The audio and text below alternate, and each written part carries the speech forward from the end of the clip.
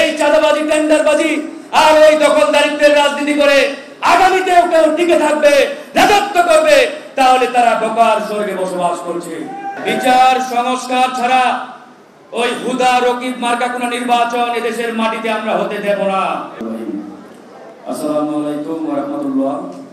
আজকের এই জাতীয় সেমিনারে উপস্থিত সম্মানিত সভাপতি, উপস্থিত জাতীয় নেতৃবৃন্দ, সকলকে সালাম এবং শুভেচ্ছা।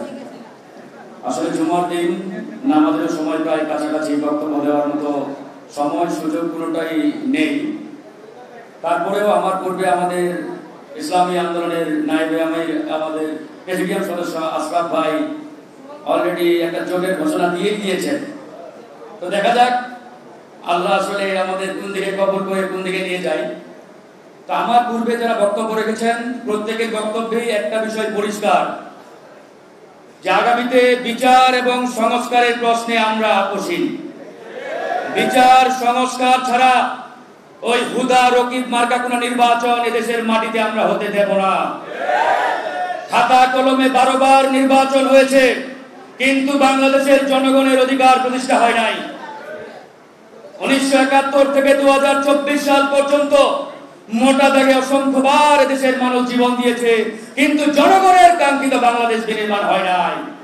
এর একটাই কারণ, যে বা যারাই ক্ষমতায় এসেছে তারাই দেশটাকে লুটপাট করে নিজেদের পৈতৃক সম্পত্তি মনে করে খেয়েছে। তাই বন্ধুগণ, এবার মহান আল্লাহ পাক আমাদের একটি সুযোগ দিয়েছেন। 2000 ছাত্র জনতার রক্তের বিনিময়ে আজকের এই বাংলাদেশ পেয়েছি আমরা।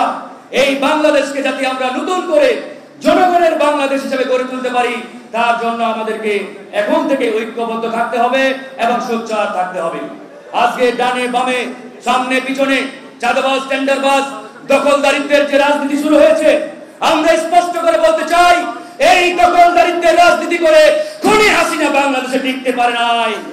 কেউ যদি মনে করে থাকে এই চাঁদাবাজি, টেন্ডারবাজি আর ওই দখলদারিত্বের রাজনীতি করে আগামীতেও কেউ টিকে থাকবে, রাজত্ব করবে, তাহলে তারা ঢোকার স্বর্গে বসবাস করছে।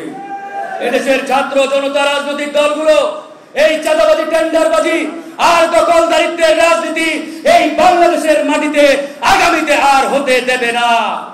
তাই প্রিয় ভাইরা আমার, আজকে জামাত ইসলামের জাতীয় সেমিনার, এটা শুধু জামাতের বিষয় নয়, এটা গণ অধিকারের বিষয় নয়, ইসলামী আন্দোলনের বিষয় নয়, এটি প্রত্যেক বাংলাদেশপন্থী দেশপ্রেমিক রাজনৈতিক দলের বিষয়। তাই আসুন আমরা দল মত নির্বিশেষে যাদের বিনিময়ে আজকের এই বাংলাদেশ পেয়েছি, তারা আমাদের সামনে আজকে এখানে রয়েছে।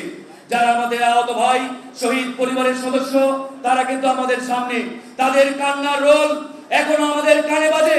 কিন্তু আজকে আমরা অত্যন্ত দুঃখের সাথে বলতে হয় আমাদের, যে এই শহীদ ভাইরা, আমাদের আহত ভাইয়েরা, তাদের পরিবারের সদস্যরা এখনো কেন রাস্তার দাঁড়ে দাঁড়ে তারা এখনো কথা বলবে, ঘুরে বেড়াবে, তাদের সেই দাবিগুলো তারা করবে।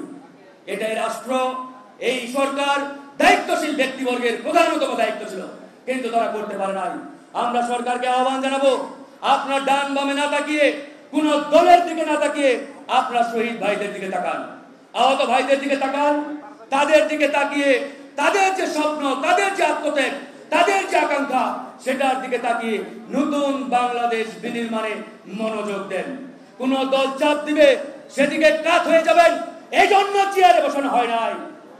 আমরা বিগত 1 মাস এই ঐক্যমত্য কমিশনে একই কথাগুলো বারবার বলেছি, একই কথা আবারও বলে শেষ করছি। প্রিয় ভাইরা আমার, ঐক্যবদ্ধ থাকুন। দেশের প্রশ্নে, সংস্কার বিচারের প্রশ্নে আমরা ইনশাআল্লাহ আপোষহীন ভূমিকায় আপনাদের সাথে থাকবো। আল্লাহ হাফেজ, আল্লাহ হাফেজ।